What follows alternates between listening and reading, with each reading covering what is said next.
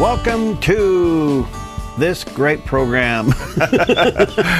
Welcome to Focus Today. I'm your host, Barry Atkinson, and my great guest, Tim Elbert from the Four Seasons Nursery.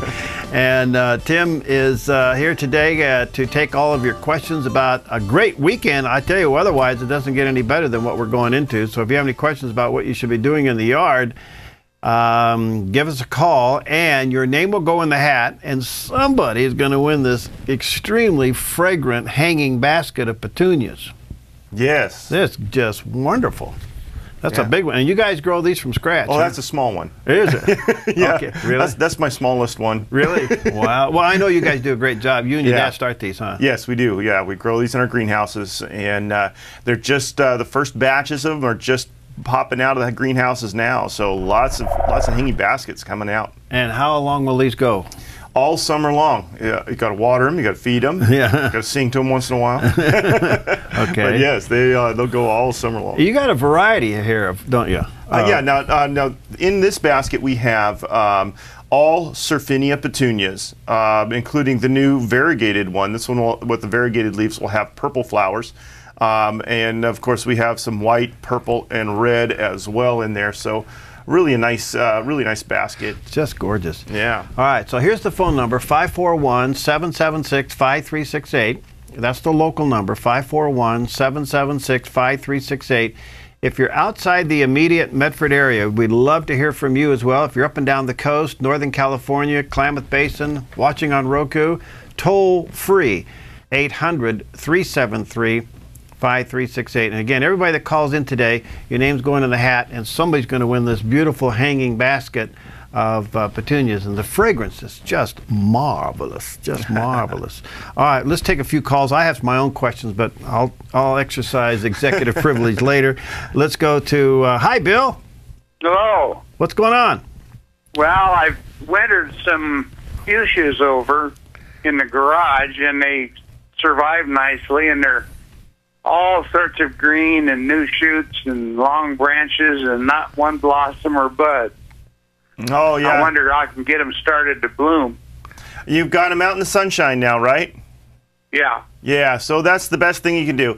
Feed them and just give them a little time, and they'll pop out and start pushing some blooms. Should I go to a 0-10-10 or what? No, they're going to bloom on new growth, so continue to keep your nitrogen. I would do like a 20-20-20.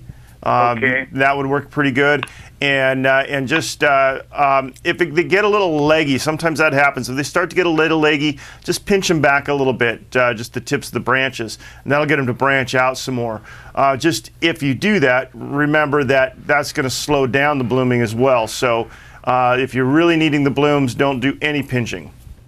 Okay. Okay. Yeah, they're just a little leggy because they were in a low light condition when they came out. Yeah. It just takes a little bit of time.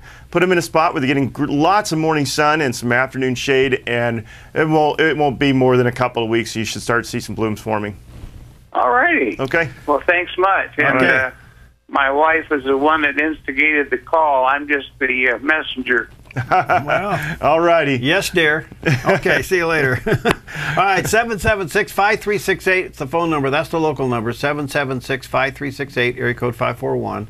Or toll free anywhere in the listening and viewing area of the Dove, 800-373-5368. Somebody's going to win this beautiful hanging basket of petunias. It's absolutely gorgeous. All right, let's see here. Hi, B. What's going on with your blueberries? Well, I've got some blueberry plants. I've never grown them before. So, of course, I was Googling it, and I understand I need to perhaps put rocks underneath at the bottom of the bed for drainage. But then it went on and on about pH of the soil, and I don't know, can I do this? Can I buy soil with pH? Do I have to get litmus paper or what? Okay, first of all, addressing the rock. You don't need rock in the soil. Adding rock at the bottom of a container or even in the bottom of a hole does nothing for drainage. Oh. So don't bother with that. Use some good good compost. I like to use peat moss because the peat moss is acidic, and so you can add that to your soil, mix that around in your soil when you plant those guys, and that will help. Also, adding aluminum sulfate to the soil. Now, what I suggest for that is about a cup of aluminum sulfate per plant that's 3 feet tall. So if you're only 2 feet tall, then about 2/3 of a cup around your plant. And that's just a granule. You just sprinkle it around and water it in, and that will acidify the soil. And that usually is good enough for our soils around here. Okay, the soil tends to be clay-like around here, correct? Yes, it does. That's why you want to add a lot of peat moss, about half and half with your clay. Half and half. Oh, Yep. that's not as scary as it seemed when I was just alone and Googling. Yeah, that's the Timinator at theDove.us. That's better. Thank you. They're about 1.5 feet. How long until I get some blueberries from them? And can I grow them in pots? Or do I have to put them on the ground? Oh, blueberries do great in containers. Okay. And so you can use it in those. Just use a little potting soil and some acid fertilizer, and you're in good shape. You know, they do really well here, and you should get blueberries generally your first year that you have them, unless they're really small blueberry plants. In most cases, you know, if you come out to the nursery, you'll see them out there. There are blueberries on them right now. Of course, they're not ripe, but there are blueberries on them. So yes, you can get blueberries, and in containers is fine. Afternoon shade is best for those. Okay. Okay. Great. Thank you so much. You're welcome. Okay. All right, 776-5368. The Timinator's in the house taking your questions, and when you call in, your name goes in the hat for this beautiful hanging basket of petunias here. Let's go to Peggy. Hi, what's going on with your roses? Hi, I have a beautiful rose that is, it used to be anyway. It was called Cherries and Cream. And the blossoms are trying to open now, but they're not, and they're all dry looking. But not all dry, not real dry, but they, and I do understand when I looked it up on Google that it might be thrips. And but they said all you could do is cut it off. Is that right? Cut everything off? Yeah, that could be some problems with thrips, although generally speaking, those things will open but come out disfigured if it's thrips. So I don't, I think that it's probably something a little different from that. You could actually have a little bit of fungus going on that's attacking those. Hard to know without actually seeing it, but in either case, if they're starting to shrivel and drop, yes, cut them off. Put them in a plastic bag, throw them in the garbage. Don't keep them around. Don't compost them, just in case. And what you might consider doing is putting a sample in a sealed plastic baggie, bring it into us, and let us take a look to see what might be causing that and get you the right product for control. Oh, I see. Well, they're not really, dried, like crispy dry or anything. Right. They're just, they don't look healthy. They kind of droop down, and does the stem shrivel underneath them? No, the stems are pretty upright, and they're, the flower is just to touch the petal is soft, but they're just not opening like they should. And they look, and I said something about shaking it over a piece of paper, seeing if anything came out. There was little tiny black something or other, little buggies. Thrips are very small. They look like a wood splinter, like a little sliver you'd get in your finger or something. They're very, very small, and that very well could be what's going on. For thrips, one of the best controls for that is the same thing we use for the petunias, for the budworm. It's called spinosad, and it's all natural and works really good. And we do carry that at the store. Spinosa? Spinosad. Oh, Ed. Yeah. Spinosad. Okay. Yeah. All right. Thank you very much. Thank You're you. welcome. All right, 776-5368 is the number. You get your name in the hat for questions to Tim, and your name go in the hat for this beautiful hanging basket of petunias. I have to say one thing before we take our next call here. Peggy's roses are absolutely beautiful. Oh, good. I mean, we do the thing, right? The magic formula in February, right? And I got to tell you, if you've never done this, you're just missing out. Her batch this year are just spectacular. Oh, good. Yeah, they're just really something. All right, let's go to, hi Cindy, what's going on? Well, I have a rose of Sharon in the front. It's on the east side, so it doesn't get hot afternoon sun, but it's growing like crazy. I'm wondering if I should fertilize it now And how do I manage the growth, and how can I shape it? Well, you can prune it, you can shape it anytime now. They are going to, again, bloom on new growth. So you want lots of new growth coming in. And in order to get that, feed it, prune it. That'll stimulate that new growth and get them going and blooming. So anything you do like that right now is fine. How do you shape it? Just whatever shape you want. They're very, very easy to prune, and they take to pruning very well. So have at it. Okay, we used to want to get way too tall. Yeah, you can just top them back, and they'll be okay. Okay, and then my lace maple, can I shape that now too? It just took off like crazy this year. Yeah, I'd like to wait just a little bit longer, right about the 1st of June for the maples, and we start doing a little shaping and finishing on those. Okay. Okay. Well, that's all I had. All right. Thanks, Cindy. Okay. All right, let me take a quick break. We'll be right back. Our phone number, 541-776-5368, or toll free, 800-373-5368. We'll be right back. Hi, I'm Paulina, and I work at theDove TV. Did you know that when you support theDove TV, you have a profound impact, not only in our community, but around the world? It's your continued support that takes the inspiration and hope in the programs we produce and makes them available to the thousands of people who are watching these videos online every week. Help bring encouragement and hope to our valley and beyond by making a secure online donation today at our website, thedove.us.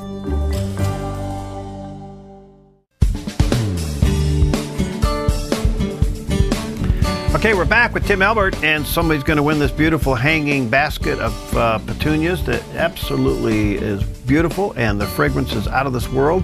The phone number, 541-776-5368, or toll free, 800-373-5368. All right, Dan, you've been very patient. What's going on with the peony? My wife planted those about 3 years ago, and we haven't gotten any flowers on them yet. Oh. Well, did you buy them at Four Seasons? No, I'm kidding. If you did, don't answer that. The peony flowers, they bloom best if they've got some sunshine. Are they planted where they're getting a lot of sun? Yes, they are. Okay, and you're still not getting any blooms? Then add some bone meal around them, and hopefully that will stimulate some blooms. Probably not this year, of course, because they should be in bloom now. They're just popping up and starting to bloom now. So, yeah, they should be getting sun. And a lot of people think that peonies need afternoon shade, but they actually don't. I've got some at my house growing in the full sun all day long, and they do just fine. And big, beautiful blooms that are coming on them right now. So, so lots of sun. Add a little bone meal to them, and or phosphorus of some sort. And you should get some blooms for next year at least. Okay. Could I get a second question? I have a Daphne out front that the winter hit it pretty bad. Can I trim that in? When can I trim that back? Yeah, you can prune that now. It'll be fine. Yeah. Okay. Yeah. Great. All right. Thanks, John. Thank you. Okay. Hi, Sally. What's going on with your dogwood tree?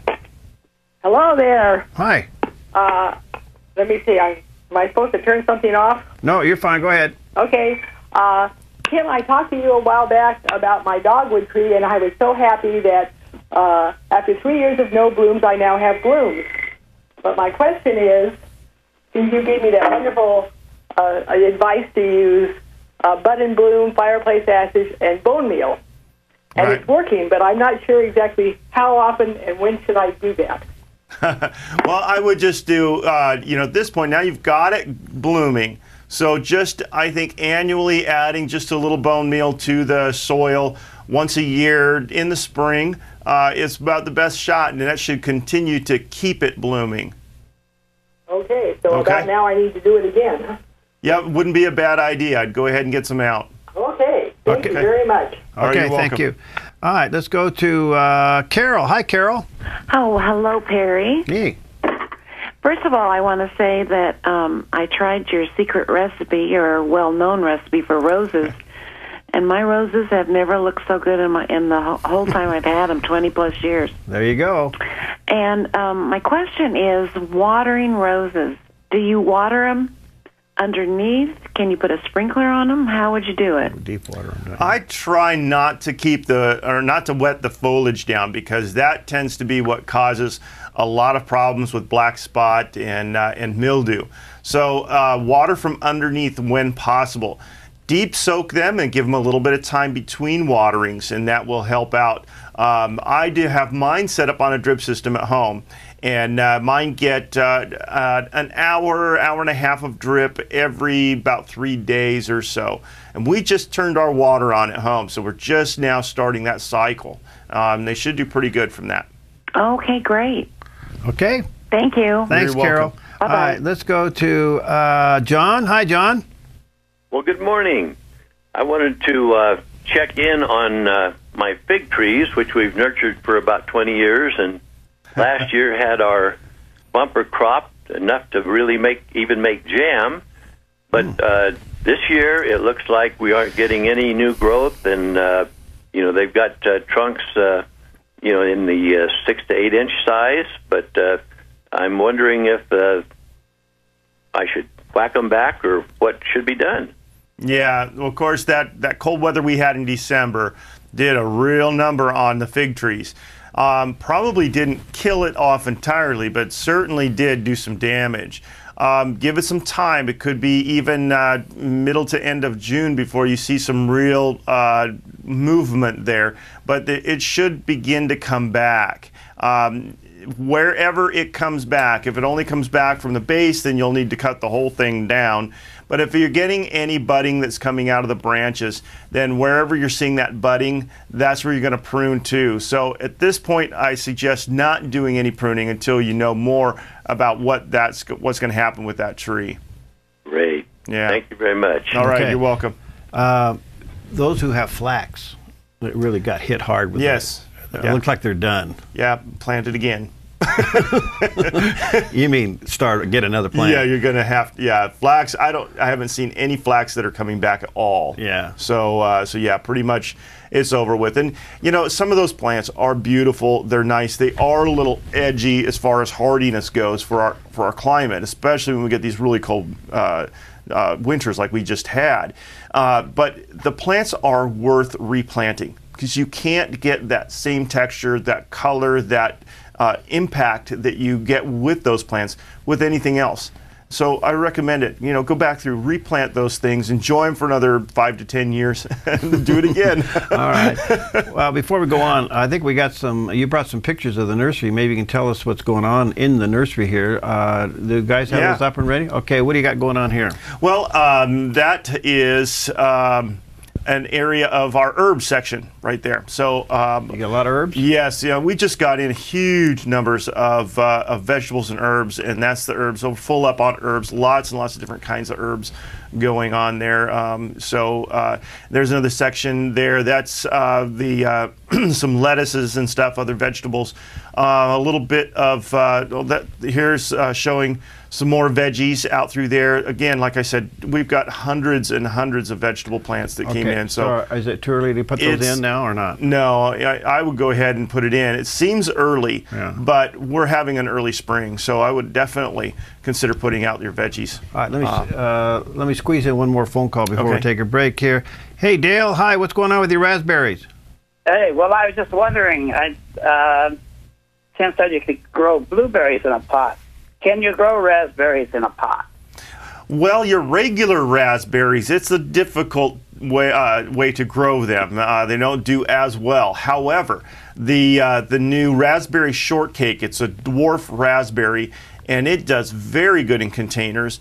It's thornless, and it's only gets maybe 2 to 3 feet tall. So it is fabulous. I've got 2 of them on my patio I planted last year in containers, and I had raspberries almost all summer long. So great. It's a really good one. Do you have those out there? Yes, we do. Okay. Yeah. Awesome. All right, thank you. All right, phone number is 541-776-5368. Somebody is going to win this beautiful hanging basket of petunias. And the aroma in the studio, fragrance, there we go. Anyway, I guess we could cook them, but I don't know. But anyway, anyway, it's just wonderful. So when you call in, your name's going in a hat for that. 776-5368, or If you're outside the immediate area, I'd love to hear from you folks up and down the coast, Northern California, in the Klamath Basin. Maybe you're watching on Roku or one of the cable channels. Give us a buzz, toll free, 800-373-5368. We'll be right back.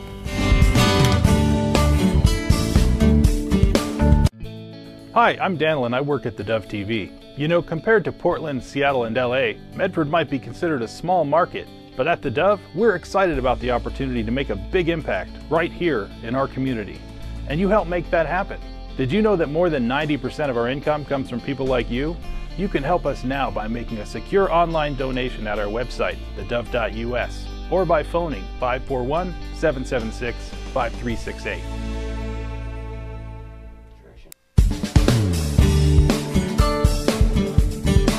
Okay, we are back with Tim Elbert from the Four Seasons Nursery out on Crater Lake Highway, and if you've never been out there, you're missing it. It's a gorgeous nursery, and you go on out Highway 62, you get off on Vilas Road and go up about a half mile, and you'll see it off the right there.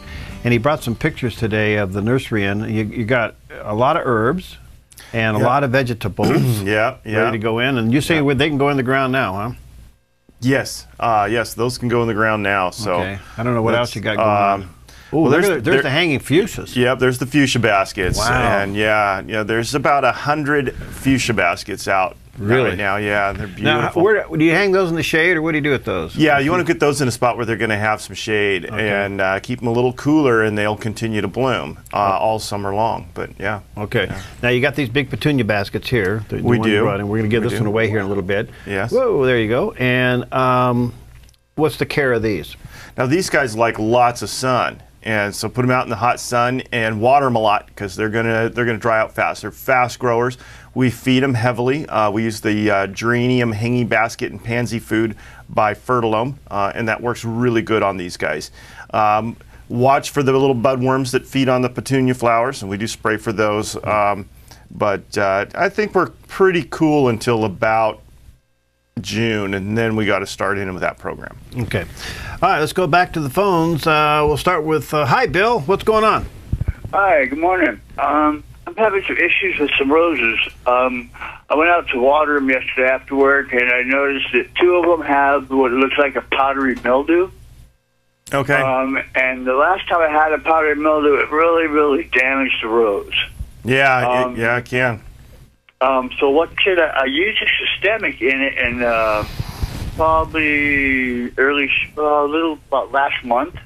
Okay. I really, really soaked it in, and it seems to have done absolutely nothing as far as keeping that away. Any suggestions for a foliar help, or should I go systemic still with something else?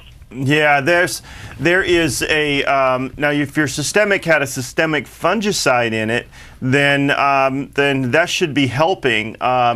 No, we do carry one that is a systemic fungicide that you can actually spray on the foliage as well, and that's what I would recommend if you're having an outbreak right now. It's just called liquid systemic fungicide, and just want to get that on a foliar application once every 7 to 10 days until it clears up, and you should be in pretty good shape. As far as the systemics that you put in the soil go, you want to make sure that that systemic has a systemic fungicide in it as well.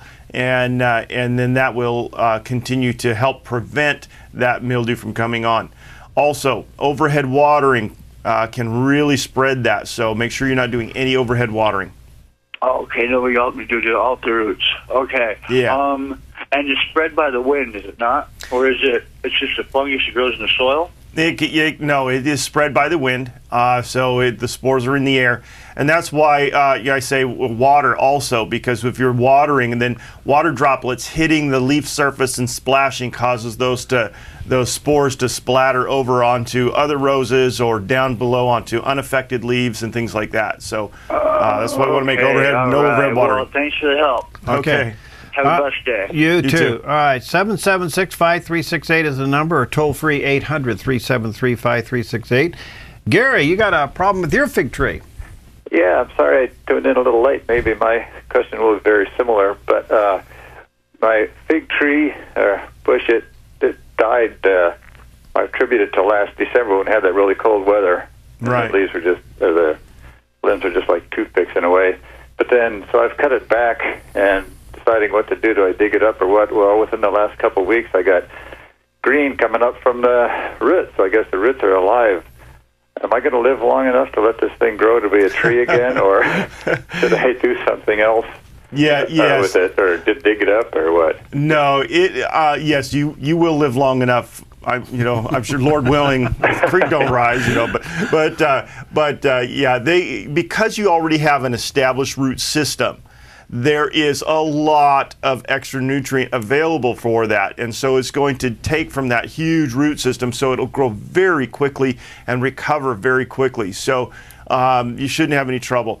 I like to leave the old trunk alone, and then as the new one begins to grow, I use the old trunk as a stake and just tie it off to the old trunk, and that helps to keep it nice and straight and get going to begin with. So if you've already cut that off, then you may want to stake that, because they're very tender. That growth that's coming up is happening very quickly, and they're very tender, and a high wind could break it off.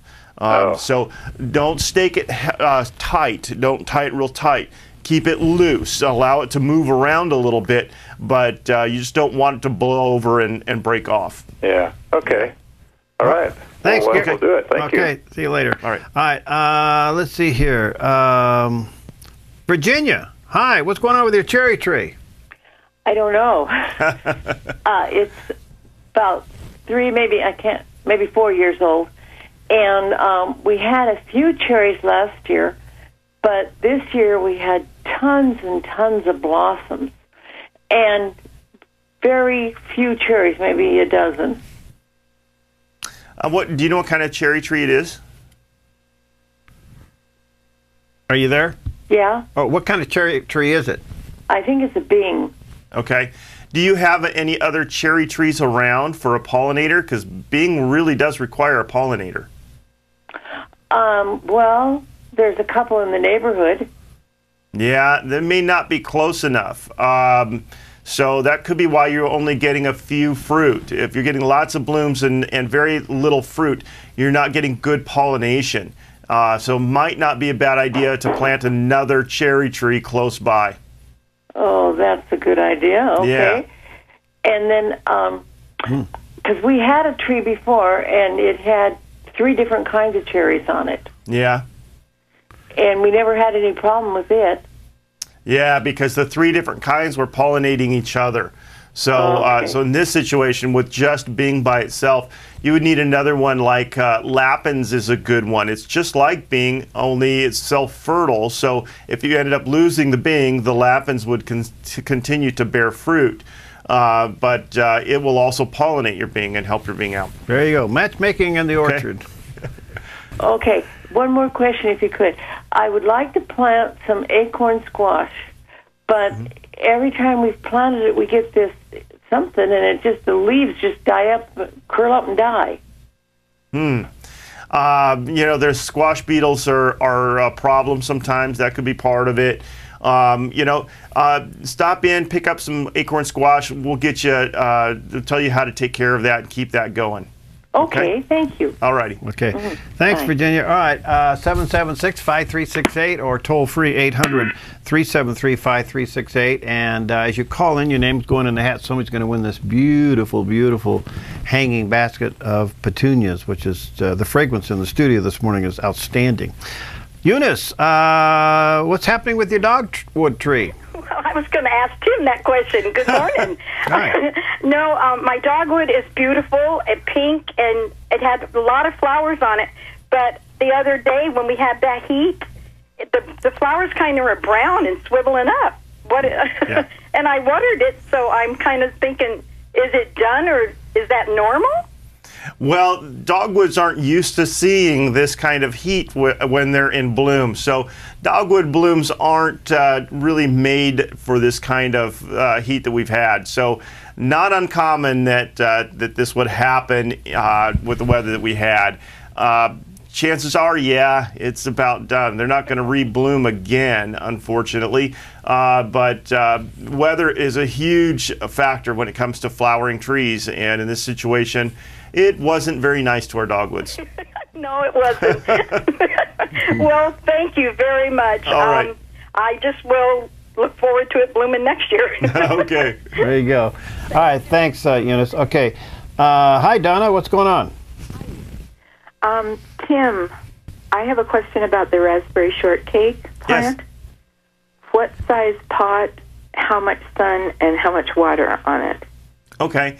They need at least a half a day of sun. Now, mine at home get, they get a little shade in the morning, and then they get midday sun, and then a little shade late in the afternoon. So it really doesn't matter, but at least a half a day of sun. Okay. I would say a 16-inch diameter pot or larger would work for them. And, of course, in containers, you're going to be watering probably daily in the summertime. Right. So set them up on a drip system or something if you need to, but give them a little water every day. Now I feed mine with a little bit of the Espoma garden fertilizer. It's called Garden Tone, and it works really good. So now if I can just keep my dogs out of them, they like the raspberries. And one other thing. Yes. Can we take soil in to have it analyzed from an area where we're having trouble growing things? You can bring it into us. We can test for pH, and we can test for dissolved solids. So we can test to see if you need to adjust your pH. That's a pretty simple one. And then the dissolved solids test will test whether or not there's anything in the soil. It won't tell us what is in the soil. Okay. But it will give us an idea. If that's really high, that could mean that there's something bad in there. You may want to get a lab test.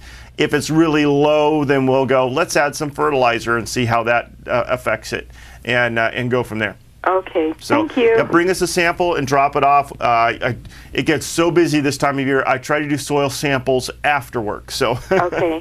Okay. Okay, thank you so much. Okay, Donna, thank you. All right, let's swing over to Penny. Hi, Penny. What's going on with your yew tree? I have a YEW tree. It's really good for about 3 years. I topped it because I didn't want it to get any taller, and it died. Oh, no. It died. Well, it wasn't because you topped it, because we top them all the time. Yeah, so something else. It's green coming up a couple of stems, but when I break it, it's dead. Oh, yeah. God. No. I don't know what happened there. That's a tough one to know. Could have been some borer damage or something going on in there, but that's very unusual. Topping them, though, will not hurt them. They come to us topped sometimes even, so they're easy to prune and shape and hedge, and so that's it wasn't the pruning. It had to have been something else that happened. Okay, I'm going to bring in some of these little stalks in a bag. Okay, great. And see can you tell anything that way, or you'd have to see the whole tree? Well, we can take a look at it and see if there's anything on there. We'll be able to know. But if not, then, if there's something happening in the root system, I don't know if I'll know for sure. But definitely bring us a sample. We'll see what we can find out. You sell them there? Yes, I we can do. get another one. Yes, we do. Okay. Okay, thank you. Thank you, All right. Penny. I figured it out what happened. What? The warranty ran out. Well, there you go. We have a lifetime warranty on some of these things. Yes. Yeah. Okay. All right, let's go over to John. Hi, John. Yeah, morning there, Perry, Tim. Yeah. I had a question on an oleander plant. I had planted 3 of them last fall, and of course they didn't make it through the winter. They died pretty dead. Right. I was just wondering, are there varieties of oleanders that do better up here in the Northwest? There are actually very few oleanders that do well here, and the ones the few that do well here didn't do well this last winter. So there's a couple, we call them Hardy Red and Hardy Pink, and they're a zone 8. We're zone 7 here. So most winters they'll do okay, but you get a winter like this last one, and definitely not gonna happen. So.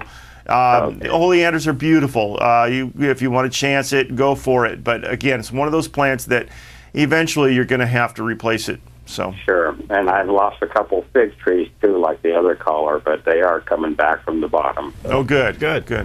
All right. Well, thank you there. Thanks, John. All right, you're welcome. Okay. Bye-bye. Let's see if we can squeeze in one more before we take a break. Hi, Nancy. Hi. What's up? I have a question regarding my Ito peony. It is about not quite 3 feet by 3 feet tall, and it doesn't have one bud on it. And I'd like to know if you can tell me why. Is it getting lots of sun? It sure is. Well, I don't know. I'm going to have to look into that one. But again, lots of bone meal, I think. Needs some extra phosphorus in the soil. Okay. Have you been feeding it at all? No. So that's a good thing to do then would be add some fertilizer and some bone meal. Chances are, if it's not budded for now, you won't get any blooms this year. Okay. But you want to do that now so that you will get blooms next year. Okay, thank you. You're welcome. Okay. Bye-bye. All right, 776-5368 is the local number, 541-776-5368. And if you live outside the immediate Medford area, you're up and down the southern Oregon coast, Northern California, over in the Klamath Basin, watching online, watching on Roku, watching through the cable system, watching on one of the UHF stations. Hi, how are you? That's Tim Elbert right there. He heads up the Four Seasons Nursery out on Crater Lake Highway. You get on Highway 62, get off on Vilas Road, go up about half mile, and you'll see the beautiful nursery off to the right. And they are open from 9 to 6 every day. Oh, yeah, no, an hour. Sunday 9 to 5.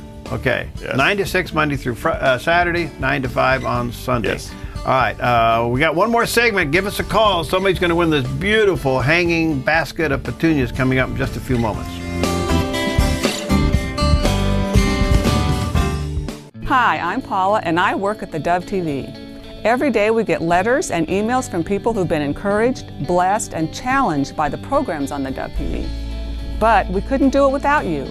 Did you know that more than 90% of our income comes from people like you? You can help us continue to bring inspiration and hope to our community by making a secure online donation at our website, thedove.us, or call us at 541-776-5368.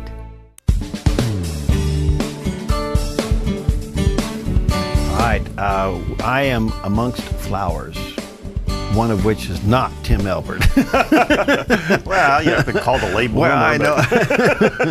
Anyway, on this side of me, I have a beautiful hanging petunia basket that's going to be given away here in a few moments to somebody who has called in. On this side, what do we have, Tim? On that side, you have a mixed basket. It has Million Bells, Verbena, and Bacopa in it. It is beautiful. Yes, Absolutely gorgeous. Yeah, that's one of our special mixes this year. All right, now, let me tell you about this particular one. We're going to be giving this one away for Mother's Day, along with a big box of Carrie's candy, along with a car wash card for car washes at Yellow Submarine. Nice. Now, you go to the Dove website. I think they have a picture of it there. There you are. You go to the Dove website at theDove.us, and you can enter that Mother's Day drawing right now. And so you may want to get your name in there and address and all of that, and tell your friends about it as well. And we'll be drawing a name out 1 week from today, and somebody's going to win this beautiful basket of, what is it now? Million Bells, Bacopa, and Verbena. Oh, just absolutely spectacular. Yeah, for those on the radio, it is a dark magenta colored Verbena, and then we got the pink Million Bells and the white Bacopa. Okay. All right, so this hanging basket is going to be for Mom. Along with that is going to be a bunch of candy from Carrie's Candy and a card for car washes. How about that for Mom? Yeah, that's the one day I wish I was a mom. There you go. And the way you do this is just go to thedove.us and click on Mother's Day entry and fill it out. So you got a week to get your name in. Don't procrastinate. Now, we still have a few moments left to give this away. Let's go to a couple phone calls real quick here to see if I can squeeze in some more. Donna, hi. What's going on with your, well, you got earwigs. Yes, I do, in my garden. Oh, yes. Well, there's a few things you can do, but one of the things that I like a lot is a product called Sluggo Plus, and that has the spinosad in it that we use for our baskets for control of the budworms. But it does a great job on earwigs. So the Sluggo Plus for slugs, snails, and earwigs in the garden, and just sprinkle that around, and you should have really good success. Awesome. Okay. That's what I needed. Thank you so much. Okay, thanks, Dana. All right, Dorothy, you're next. Hi. Hi. What's going on? We planted some rhododendrons this, probably 2 or 3 months ago, and they get the little buds on them, but they don't open. Is it because they're new? Well, the buds are just, they dry up and fall off? Yeah. Okay. Did you happen to fertilize that this spring? Yeah. That's probably why. Shame, shame. When it comes to rhodies and azaleas, wait until after the bloom before you do any fertilizing. Feeding them while they have the buds on them before they bloom will make them not bloom. We call it busting bud. They will not do that, and so those buds will shrivel up, and then they'll just push growth, and that's it. So, so stop feeding your rhodies and azaleas. Wait until after bloom. Oh. Yeah. Okay. Okay. There you go. Thank you so much. Okay, Dorothy, thanks for calling in. All right, let's see here. Hi, Norma. What's going on? I have bachelor buttons, and part of them have rust, and I'm just thinking of pulling them up, but I thought maybe you had a better plan. Yes, you can use any of the systemic fungicides on that, and that'll work just fine for control of rust. So liquid systemic fungicide by Fertilome is the one that we use, and have good success with that. Okay. Yeah. Now you may, if it's causing damage to the plants, you may want to prune them back first and then spray. But if you do that, make sure you clean all that up and put it in a plastic baggie, throw it in the trash. Okay. Okay. Thank you much. Okay, You're thanks, welcome. Norma. All right, we got a few moments left, and if you want to get your name in the hat, 776-5368 is the local number, or toll-free 800-373-5368. Somebody's going to win this beautiful hanging basket of petunias coming up. Cheryl. Oh, hi there. I'm looking at buying porch rail containers for flowers, and I noticed there's two types. There's one that's a self-watering and one that's not. The self-watering obviously is more expensive, but I'm wondering, does it work? Is it worth paying more money for that? Okay. Some of the old style self-watering pots didn't work very good, and I used to tell people, nah, don't do those. But recently there have been a few engineering changes that have made them work a lot better. So newer varieties or newer styles or whatever of those self-watering pots, I say yes, it's worth it. And you can actually cut back considerably on how often you have to water with those. So yeah, I would say it's worth it. Do you have them out there? No. I don't have any of the deck rail planters, I'm sorry. Yeah. Okay. Great. Thanks, Cheryl. All right. Thank you for thinking of me, though. Oh, yeah. Okay. Peggy, what's going on with your gardenia?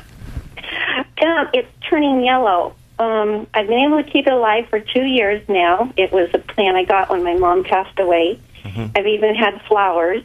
I keep it in the house on a sunny window, and the way I water is that it's in a bowl of water, and it sucks up from the bottom.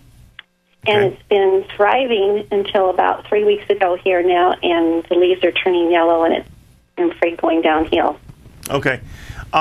Make sure that it's drying out between waterings, because if it's sitting in water all the time, then those roots can rot. And once it develops a root rot, it won't stop. It'll kill it. And that can happen. That can cause those yellowing leaves like that. So be careful with that. If you can, take the plant out of the container and look at the roots. The roots should be white. If they're not white, if they're brown, feel them. If they're mushy, then it's root rot, and there's a good chance you'll lose it. If that's not the case, you could also be having some problems with scale or mites, and they can cause that as well. To know for sure, bring a sample in a sealed plastic baggie and we'll take a look at it. You can look, you probably need a magnifying glass to look to know for sure, but you'll see little bumps on the stems. That would be scale. The mites, you would look on the underneath side of the leaves and check that for very, very tiny little insects, usually reddish in color. Okay. Okay. Should I be repotting this? I mean, it's been the same 6-inch, 8-inch pot from the beginning. If the roots are coming out through the drainage holes, then yes. If not, then no. Yes, they are. Okay. Then yes. Good time to repot it as well. Okay, and I am seeing they're white. Oh, good. Good. Well, that's phew. Then we can save the plant. Okay, good. All right. So yeah, I would say get it repotted. Check those leaves out for mites and scale. If you can't figure it out, bring us a sample in a sealed plastic baggie, and we'll take a look. Thank you very much. Have a great weekend. All right, you too. All right. Speaking of gardenias, you got them at the. Yes. I don't know if they have that picture, but we just got some gardenias in 5-gallon pots. Do they have a gardenia picture up?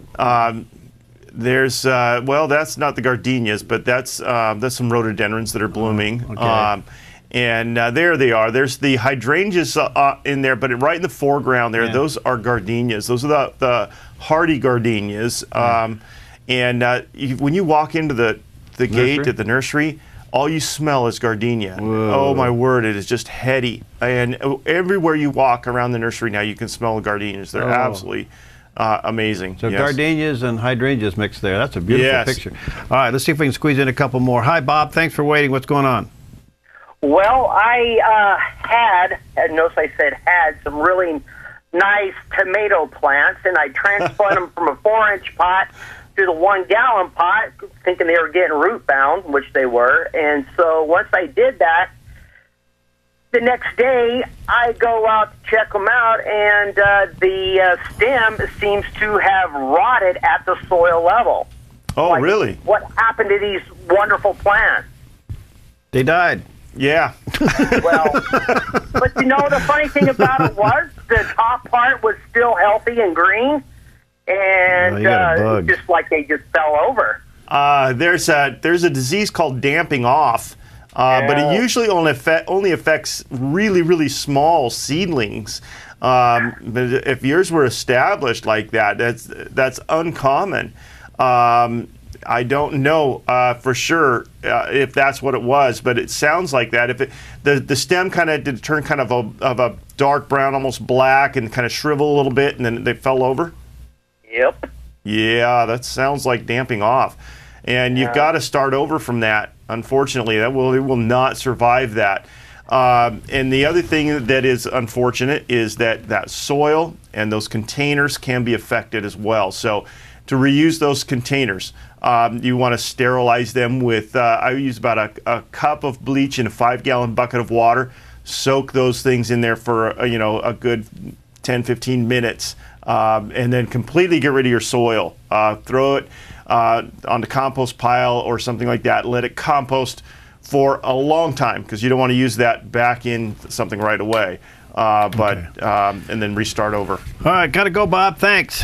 Well, thank you, guys. Okay, let me just say before I run out of time, don't forget to go to the Dove website. We're giving away this beautiful hanging basket here, along with some candy from Carrie's Candy, along with a car wash from the Yellow Submarine Car Wash. So all of that, you can register that at the Dove website, at thedove.us. Click on Mother's Day. All right, Roy, you got 10 seconds. Go. Okay. Hey, Tim, I was talking the other day about asparagus and seeds. Yes. I planted a bunch of them, and I've got them growing. And now my question is, in my reading, they tell me that you're better off to plant the male asparagus and not the female. How do you tell the difference? You won't know until they get big enough to produce seed, unfortunately.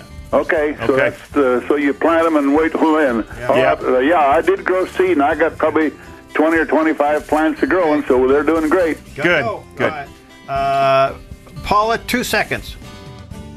Hi, do pocket gophers eat dahlia roots? Absolutely, they love them. Okay, that's what I was wondering. I planted 10 and only 7 came up. All right, there we go. Okay. Call the name. What the name is? It is Bob. Bob, who we just talked to him about having to replant his tomatoes. Well, there you go, Bob. Yep. You just lucked out and got yourself a beautiful hanging plant. All right. Hi, I'm Jim, and I work at the Dove TV. Every weekday between 6 and 8 a.m., our award-winning news and sports team bring you the best morning show around. It's live, it's honest, and it's a whole lot of fun. And you help make it happen. Did you know that more than 90% of our income comes from people like you? You can help us continue to air local programs that share your voice by making a secure online donation at our website, thedove.us.